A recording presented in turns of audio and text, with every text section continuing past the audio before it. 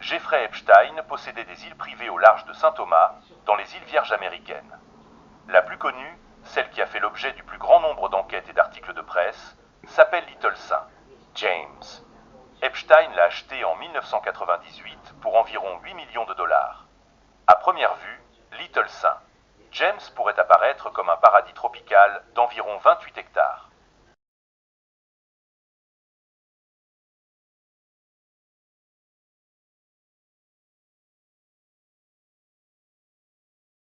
C'est l'île principale associée à Epstein, située dans les îles Vierges américaines. Ces îles sont entourées de récifs coralliens et d'anciens récifs surélevés encerclent les îles principales. Little St. James est souvent surnommé l'île d'Epstein ou, selon les médias, l'île des pédophiles.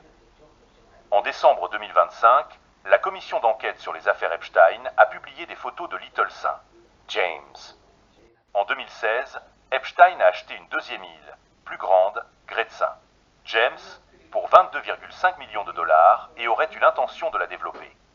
Au moment de son décès, la fortune d'Epstein était estimée à 600 millions de dollars.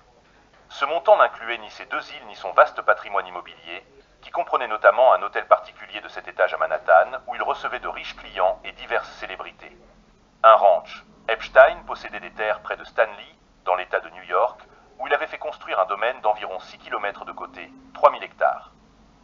Et une propriété à Palm Beach, d'une superficie de plus de 1300 m², 35 000 m², et située sur l'intracoastal Waterway, cette propriété se trouvait dans le même quartier que Mar-a-Lago. Elle fut démolie après la mort d'Epstein. Le domaine de Mar-a-Lago appartient à Donald J. Trump, qu'il a acquis en 1985 pour environ 10 millions de dollars. Ce montant comprend la demeure, son mobilier et un terrain en bord de mer d'une superficie équivalente à 260 m². La propriété a été construite entre 1924 et 1927 par Marjorie Merriweather Post. Elle sert de club privé et de résidence à Donald Trump. Classée monument historique national, elle est soumise à des restrictions de conservation strictes. Les élections de mars 2026, dans lesquelles la circonscription comprenait la propriété, ont été remportées par un candidat démocrate, malgré le soutien actif de Donald Trump à son candidat républicain. Epstein possédait également un appartement de 2300 m² à Paris. Lors de son arrestation en 2019, les murs étaient couverts de photos de jeunes femmes nues, selon des documents judiciaires. Comme vous pouvez le constater sur les images, on pourrait de prime abord imaginer des hangars, des parkings pour voitures ou motos, des voiliers, mais nous ne savons rien de ces hangars. Personne ne sait rien des sites web qui fournissent des informations sur Epstein et ses îles, et personne, par crainte de représailles, n'a enquêté sur ce qui se cache dans ces parkings. Ces images prises par drone proviennent du FBI. J'ignore si elles ont été prises avant ou après l'arrestation de Jeffrey Epstein. Elles sont disponibles sur YouTube. Il pourrait s'agir d'appartements meublés, avec un simple lit et une connexion Internet, où Epstein emmenait des femmes, jeunes, adolescentes ou plus âgées, pour gagner de l'argent en les exposant en ligne, tandis que des voyeurs payaient pour toutes sortes de services. J'ai l'impression qu'il s'agit d'une mise en scène en ligne, montrant la construction de bâtiments sur cette île. Il est possible que d'autres îles voisines servent également de centres de prostitution, non seulement via des sites web, mais aussi par le biais de personnes qui s'y rendent pour avoir des relations sexuelles ou recevoir des massages des femmes kidnappées. Il semblerait que cette histoire concernant l'île et Epstein ait été fabriquée de toutes pièces afin d'éviter d'alarmer le public. D'abord les habitants des îles Vierges, puis la communauté internationale, au sujet de l'enlèvement d'enfants et de jeunes femmes, traités comme des animaux et vendus à des clients sans scrupules. Parmi les personnes impliquées figurent Epstein et ses associés, tels que Jean-Luc Brunel, notamment des gardes du corps, des agents de surveillance comme Sarah Kellen, et des proches de Ghislaine Maxwell, sarahkellen.jpg, qui a échappé à la justice pour trafic sexuel malgré les nombreuses mentions dans son dossier, ainsi que Nadia Marcinkova et d'autres. Ce sont eux qui ont joué un rôle actif dans la gestion des jeunes femmes, l'organisation des voyages, la surveillance informelle et la logistique des visites. Par exemple, on peut lire en ligne, ces structures ne sont pas présentes dans toutes les pièces. Il est compréhensible que ces petits bâtiments soient disséminés sur l'île, ce qui suscite la curiosité. Cependant, les recherches sur Internet ne sont pas concluantes et ne permettent pas de distinguer les informations provenant des images aériennes de celles confirmées par l'enquête. En d'autres termes, seules des vues aériennes sont présentées et l'on tente de dissimuler la véritable nature de ces chambres de torture, pour ainsi dire, afin de ne pas choquer les citoyens américains. Ces chambres représentent près de 90% des bâtiments de l'île.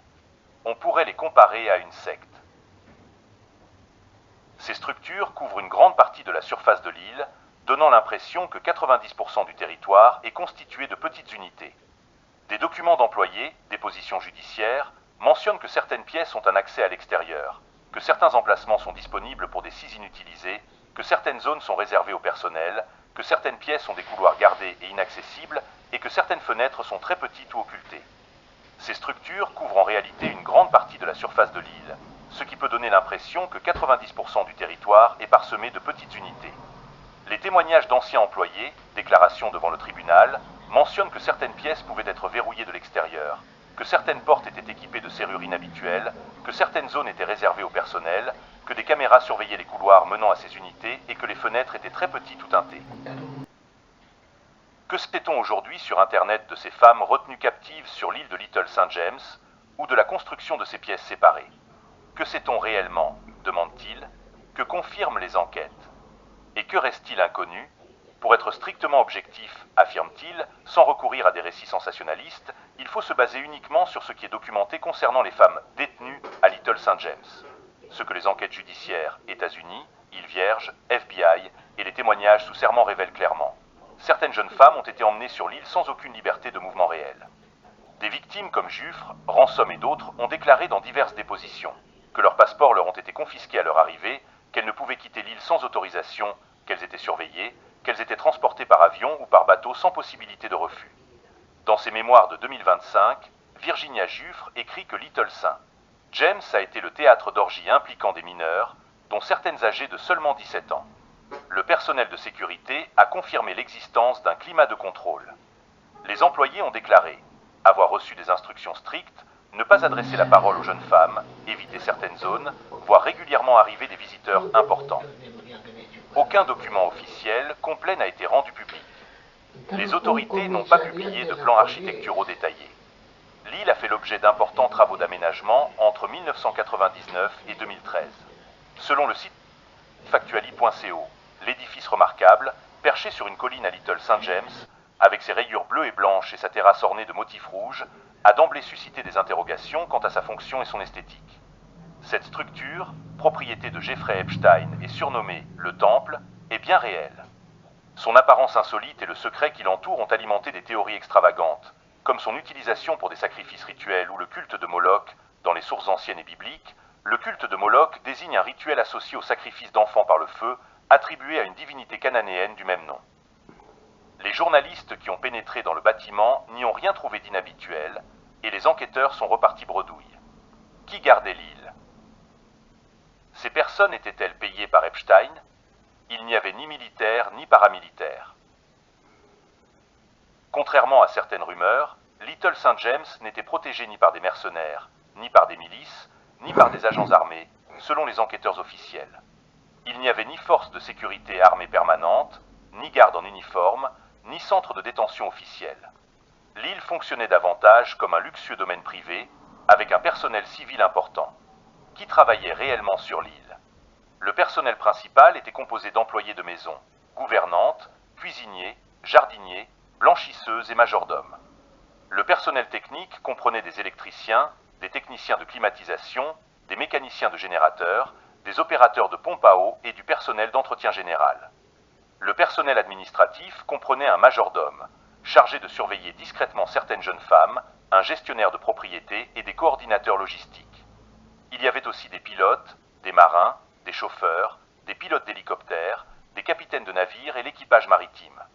Et puis il y avait les assistants et les recruteuses. Certaines femmes, dont Ghislaine Maxwell, étaient chargées de la gestion des invités et de la coordination de leurs déplacements. Un membre du personnel était chargé de surveiller les déplacements des jeunes femmes et de les accompagner lors de leurs sorties internes.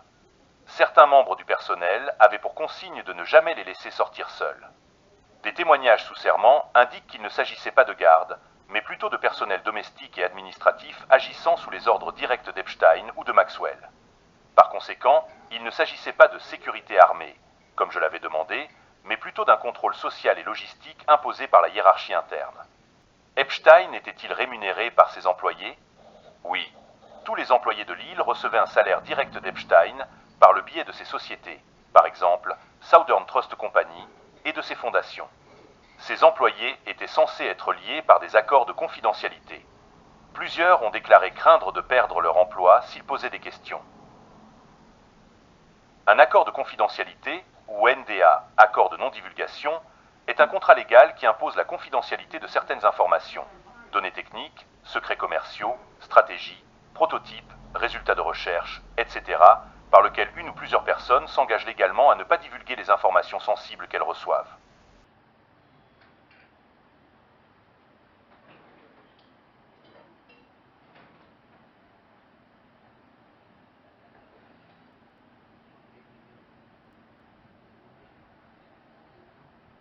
Voici les principaux termes utilisés en français, chacun avec une nuance différente. Maison close, terme administratif et plus neutre, employé principalement au XIXe et XXe siècle.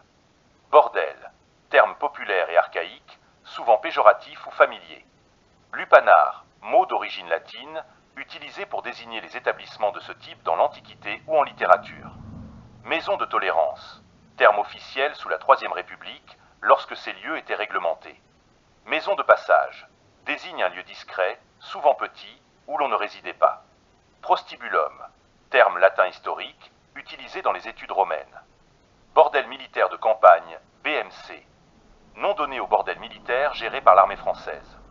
Au XXe siècle, ces lieux étaient principalement utilisés dans des endroits dépourvus de maisons closes civiles, comme les zones de garnison isolées et les abords des lignes de front. Salon, un euphémisme moderne, souvent employé dans un contexte commercial ou publicitaire. Pourquoi tant de termes? Parce que ces lieux ont été réglementés, tolérés, interdits ou clandestins selon les époques. Le vocabulaire reflète donc la morale, le droit et la culture de chaque temps. La France, pays qui avait longtemps réglementé la prostitution, a changé de cap en 1946 et adopté un régime abolitionniste avec la loi dite Marthe-Richard. L'Italie a fait de même en 1958 avec la loi dite Merlin. En octobre 2005, une conférence européenne des travailleuses et travailleurs du sexe s'est tenue à Bruxelles. Elle a abouti à la rédaction d'un manifeste et d'une déclaration des droits des travailleuses et travailleurs du sexe. En France, depuis la loi d'avril 2011, la prostitution est tolérée, mais l'achat de services sexuels est interdit, ce qui équivaut à une interdiction de la prostitution commerciale. Exemple d'utilisation. Au début du XXe siècle, les maisons closes étaient réglementées.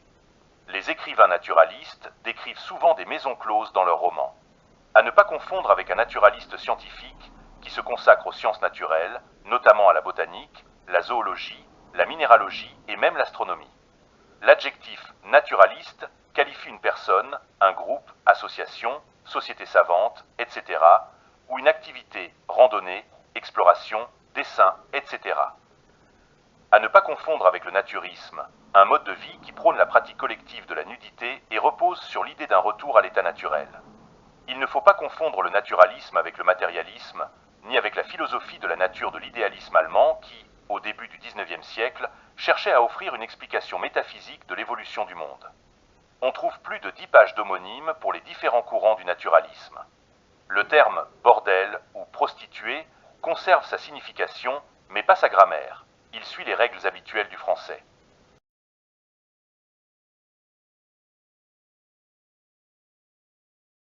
Comment Jeffrey Epstein recrutait et rémunérait ses employés, notamment pour l'île de Little St. James. Recrutement par le biais d'une agence spécialisée, confirmé par la bibliothèque Epstein. En 2013, Epstein a engagé Peter Maller, un recruteur professionnel basé à Milwaukee, pour trouver du personnel pour son île de Little St. James, son ranch au Nouveau-Mexique. Des documents du département de la justice révèlent des dizaines de courriels échangés entre Epstein et Maller, la recherche d'un assistant personnel et d'un administrateur pour l'île, les exigences d'Epstein concernant des profils très spécifiques, notamment une préférence pour les candidats asiatiques, l'obligation pour les candidats d'ignorer l'identité d'Epstein, car il utilisait le pseudonyme de M. Stone.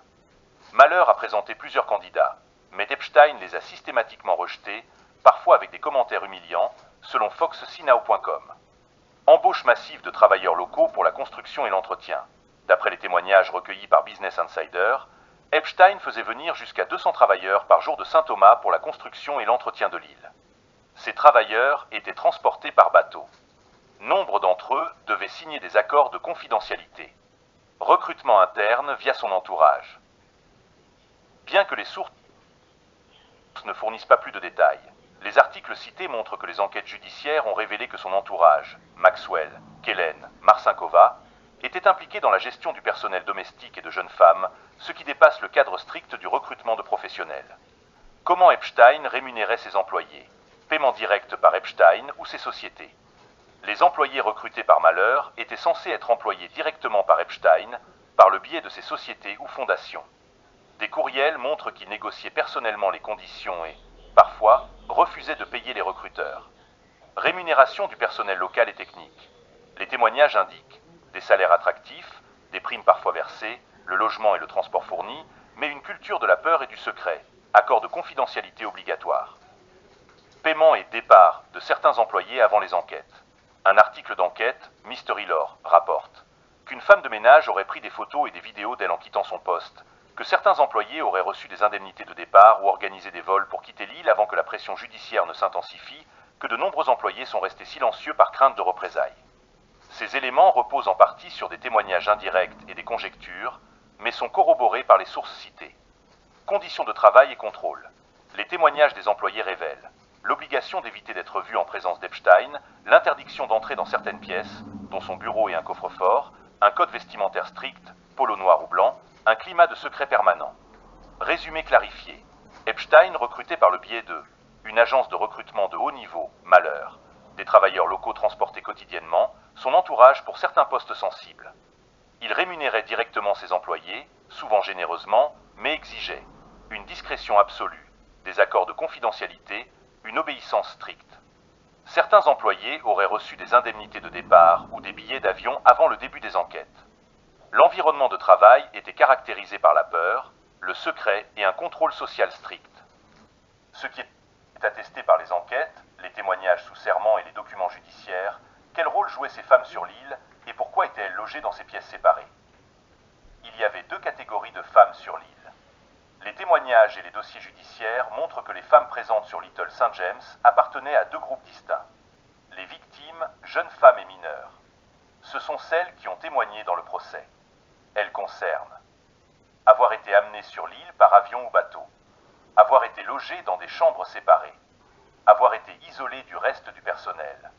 Elles désignaient avoir été surveillées dans leurs déplacements, avoir été souvent seules dans ces pièces, ne pas pouvoir quitter l'île librement, les assistantes ou membres du cercle proche.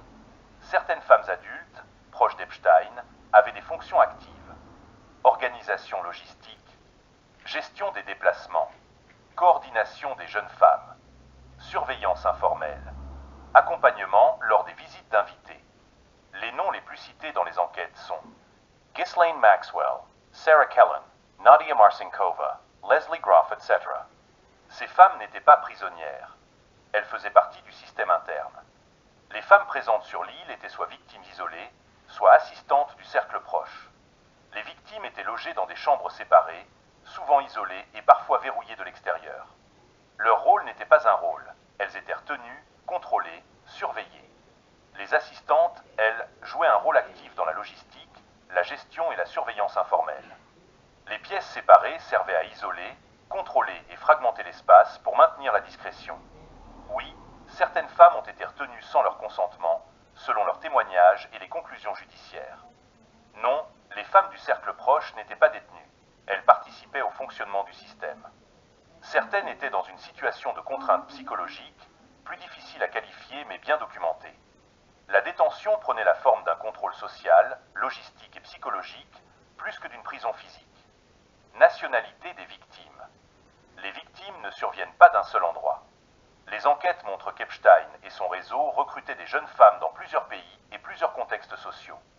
Les principales zones identifiées sont États-Unis, la majorité, Floride, Palm Beach, Miami, New York, Nouveau-Mexique, Californie, Europe, Royaume-Uni, France, Europe de l'Est, témoignages indirects, Amérique du Sud, Brésil, Colombie, Venezuela, Asie. Certaines enquêtes mentionnent des jeunes femmes d'origine asiatique, mais les détails restent limités. Comment étaient-elles recrutées? Les méthodes étaient toujours les mêmes, quel que soit le pays. Elles reposaient sur la manipulation, la vulnérabilité et la promesse d'opportunité. Recrutement par les assistantes. Ghislaine Maxwell, Sarah Kellen, Nadia Marcinkova et d'autres. Recrutement par d'autres jeunes femmes. Pyramide, c'est le mécanisme le plus documenté. Des victimes déjà dans le système étaient accueillies à recruteurs d'autres jeunes femmes. Sovens Menas, en échange d'argent. C'est ce que les procureurs ont appelé un schéma pyramidal d'exploitation, approchant des jeunes femmes. Leur promettait un travail, masseuse, assistante, mannequin. Organisait les déplacements, gérait les rendez-vous. Recrutement dans des lieux ciblés. Les témoignages mentionnant écoles et lycées pour les mineurs. Les centres commerciaux. Les studios de danse. Agences de mannequins. Les quartiers défavorisés. Réseaux sociaux, plus tardivement. Recrutement via des promesses professionnelles. Epstein Prometheus. Des cours. Des bourses. Des opportunités artistiques. Des introductions dans le monde de la mode. Un soutien financier. Ces promesses étaient fausses, mais efficaces. Epstein a-t-il torturé les filles qu'il retenait captives? Répondre de façon claire, factuelle et responsable, en s'appuyant uniquement sur ce qui est attesté par les enquêtes judiciaires et les témoignages sous serment, sans entrer dans des descriptions violentes ou inappropriées. La question est, Epstein a-t-il torturé les filles qu'il retenait captives? Les enquêtes n'ont pas conclu à des actes de torture au sens strict du terme juridique. Dans les dossiers judiciaires américains, le mot torture n'apparaît pas comme qualification pénale. Les charges retenues contre Epstein et contre Ghislaine Maxwell concernaient traite de personnes, exploitation sexuelle, la coercition, abus sur mineurs, manipulation psychologique, contrôle des déplacements, privation de liberté, menaces implicit. Ce sont des crimes extrêmement graves, mais la justice n'a pas utilisé le terme de torture. Cependant, plusieurs victimes caractérisent des situations de contrainte et de coercition sévères. Les témoignages parlent de pression psychologique, intimidation, menace de ruiner leur vie, dépendance financière, isolement géographique, impossibilité de partir, contrôle des documents d'identité, obeisance imposée. Ces éléments relèvent de formes de coercition et de contrôle, mais pas de torture physique telle que définie par le droit international. Certaines victimes ont décrit des expériences traumatisantes. Les témoignages évoquent des situations vécues comme extrêmement traumatisantes. Un sentiment de captivité, une peur constante, une perte totale d'autonomie, des actes imposés sous contrainte. Ce sont des violences graves, mais les enquêtes ne déterminent pas de sévices physiques destinés à infliger de la douleur dans le sens strict du mot torture. En résumé, non, les enquêtes officielles n'ont pas conclu à des actes de torture au sens juridique. Oui, certaines femmes ont décrit des situations de contrainte, de coercition, d'abus, de privation de liberté et de traumatisme sévère.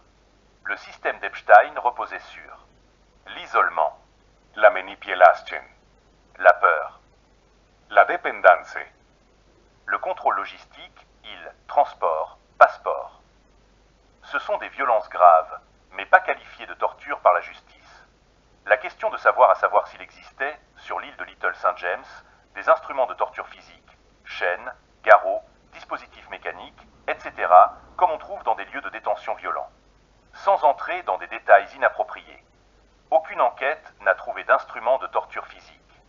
Les fouilles menées en 2019 par le FBI, les autorités des îles Vierges américaines, les procureurs fédéraux, n'ont pas mis au jour chaînes, les garrots, appareils de contrainte, instruments de torture, salles spécialisées, dispositifs mécaniques destinés à infliger de la douleur.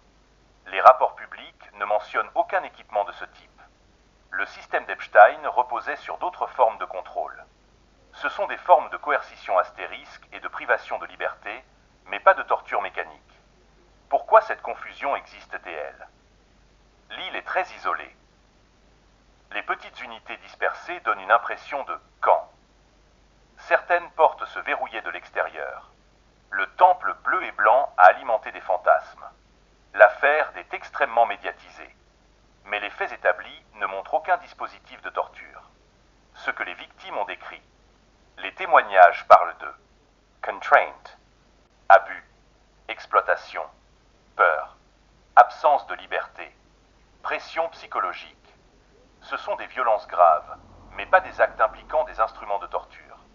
Résumé clair, le système d'Epstein repose sur la psychologie, l'isolement et la dépendance, pas sur des dispositifs mécaniques. Non, il n'y avait pas d'instruments de torture, chaînes, garrots, machines. Oui, certaines femmes ont été retenues, manipulées, contrôlées, parfois coercées. Alors, à quoi servaient-ils ces jeunes femmes? Pour répondre clairement, selon la IA, factuellement et sans entrer dans des détails inappropriés, en s'appuyant uniquement sur ce qui est attesté par les enquêtes judiciaires et les témoignages sous serment. À quoi Epstein utilisait-il les jeunes femmes qu'il retenait? Les enquêtes sont très claires sur un point. Il ne s'agit pas d'un travail. Les jeunes femmes présentes sur l'île n'étaient pas employées. Elles n'avaient aucune fonction professionnelle, aucun rôle officiel, aucune mission. Elles étaient là par contrainte, manipulation ou abus d'autorité. Les procureurs américains ont qualifié cela de traite de personnes, exploitation, la coercition, abus sur mineurs pour certaines, contrôle psychologique. Il n'y avait pas de fonction attribuée à ces jeunes femmes. Contrairement à un personnel domestique ou technique, elles n'avaient pas détaches, de responsabilité, de rôle dans la gestion de l'île. Elles étaient instrumentalisées, pas employées. Ce que les enquêtes ne montrent pas. Pour rester rigoureux, il n'y a aucune preuve d'instrument de torture, aucune salle spécialisée, aucun dispositif mécanique destiné à infliger de la douleur, aucune structure de détention formelle. Cherchez-vous à savoir si Epstein utilisait ces jeunes femmes comme des cobayes dans une expérience psychologique, au sens d'un dispositif organisé de manipulation mentale? La réponse, fondée sur les faits établis, est plus nuancée et importante à clarifier. Non, il n'existait pas des expériences psychologiques structurées comme un protocole scientifique. Aucune enquête, aucun document judiciaire, aucun témoignage n'indique. Un protocole expérimental, une méthode scientifique, des tests psychologiques formalisés, un système comparable à des expériences sur des cobayes. N'avait-il trouvé de laboratoire, de chercheurs, de cadre expérimental? Pas de tout, mais oui. Le système repose sur des mécanismes de contrôle psychologique très puissants. Même si ce n'était pas une expérience, les victimes caractérisent un système de domination psychologique qui, dans ses effets, peut rappeler certains mécanismes observés dans des situations de manipulation ou de coercition. Ce sont des mécanismes connus dans les situations d'entreprise, mais pas dans les expériences scientifiques. Mais il s'agit d'un système d'exploitation organisé, pas d'un dispositif expérimental. Résumé clair. Non, Epstein n'a pas mené d'expérience psychologique au sens scientifique. Oui, il a mis en place un système de contrôle psychologique, d'isolement et de coercition, qui peut donner l'impression d'un dispositif expérimental tant il était structuré. Ce système visait à dominer, isoler et exploiter, pas à étudier ou tester. L'affaire Epstein a été souvent mal comprise. Certains parlent de prostitution, d'autres d'un réseau, d'autres encore d'un harem, ce qui brouille complètement la réalité. La réponse claire, factuelle et rigoureuse pour l'intelligence artificielle. Non, ce qui se passe n'a rien à voir avec la prostitution. La prostitution implique, même dans des situations très difficiles, une forme de consentement, même minimale, même contrainte par la pauvreté ou la nécessité. Dans l'affaire Epstein, les enquêtes montrent que il n'y avait pas de consentement, il n'y avait pas de rémunération librement acceptée, il n'y avait pas de choix. Certaines victimes étaient mineures, ce qui exclut par définition toute notion de consentement. Les procureurs américains ont été très clairs. Ce n'était pas de la prostitution, mais de la traite de personnes et de l'exploitation sous contrainte. Pourquoi ce n'est pas de la prostitution? Aucune liberté de mouvement. Certaines jeunes femmes ne peuvent pas quitter l'île. Aucun consentement réel. Elles étaient manipulées, menacées, dépendantes. Aucune autonomie financière. Elles ne travaillaient pas. Elles étaient retenues. Certaines étaient mineures. La loi est absolue. Un mineur ne peut pas consentir, donc il ne peut pas être prostitué, il est victime d'un crime. Aucune transaction libre. Ce n'était pas un échange volontaire d'argent contre un service. C'était un système de domination. Ce sont des crimes graves, mais ce ne sont pas des activités de prostitution. Pourquoi certains médias ont parlé de prostitution? Parce que Certains journalistes ont utilisé des mots simplistes. Certaines victimes recevaient de petites sommes, ce qui ne change rien à l'absence de consentement. Le public confond souvent échange d'argent et prostitution. Mais juridiquement et factuellement, c'est faux. Les procureurs ont suggéré ce terme. Résumé clair. Non, ce n'était pas de la prostitution. Oui, c'était un système d'exploitation et de coercition. Oui, certaines victimes étaient mineures, ce qui exclut toute notion de consentement. Oui, l'île sert à isoler, contrôler et maintenir ces jeunes femmes dans une situation de dépendance. On raconte que Bill Clinton, Hacking, un astrologue, Musk, etc., avaient l'habitude de se rendre sur l'île Saint-James pour profiter des jeunes filles. Aucune enquête judiciaire ni du FBI, ni des procureurs fédéraux, ni des autorités des îles Vierges n'a conclu que Bill Clinton, Elon Musk, se rendraient sur Little St. James pour profiter de filles jeunes. Les autorités n'ont jamais inculpé ces personnes dans l'affaire Epstein. Ce qui est documenté, déplacements, vols, relations sociales. Certaines personnalités ont été associées socialement à Epstein, ce qui est un fait public. Mais cela ne signifie en rien qu'elles ont participé à des crimes. Bill Clinton a volé plusieurs fois sur l'avion d'Epstein dans les années 2000 pour des missions humanitaires liées à sa fondation. Il a nié s'être rendu sur l'île. Les enquêtes n'ont pas établi qu'il y était allé. Elon Musk a rencontré Epstein lors d'événements mondains, ce qui est documenté. Il a nié tout lien personnel ou professionnel. Aucune enquête ne l'a impliqué dans les activités criminelles d'Epstein. Pourquoi ces rumeurs existent-elles? Plusieurs raisons. Epstein fréquentait des personnalités très connues. Il avait un réseau social extrêmement large. Scientifiques, politiques, artistes, milliardaires, universitaires. Les carnets d'adresses d'Epstein ont été rendus publics. Ils contiennent des milliers de noms, mais un nom dans un carnet n'est pas une preuve d'implication. L'affaire est entourée de mystères. L'île, les avions privés, les relations mondaines. Tout cela nourrit l'imaginaire collectif. Les réseaux sociaux amplifient les rumeurs. Ce que l'on peut dire avec certitude. Epstein commis des crimes graves. Il a eu des relations sociales avec des personnalités connues. Mais aucune preuve judiciaire ne montre que ces personnalités ont participé à ces crimes. Les autorités n'ont inculpé que 2 personnes dans le réseau. Jeffrey Epstein, Ghislaine Maxwell. Les autres noms cités dans les rumeurs ne reposent pas sur des faits établis. Selon Lee. A. Les affirmations selon lesquelles Clinton, Musk ou d'autres célébrités seraient allés sur l'île pour profiter de jeunes filles ne sont pas étayées par des preuves. Les enquêtes officielles n'ont à ce que ces accusations. La plupart de ces récits proviennent de rumeurs, de spéculations ou de mauvaises interprétations de documents.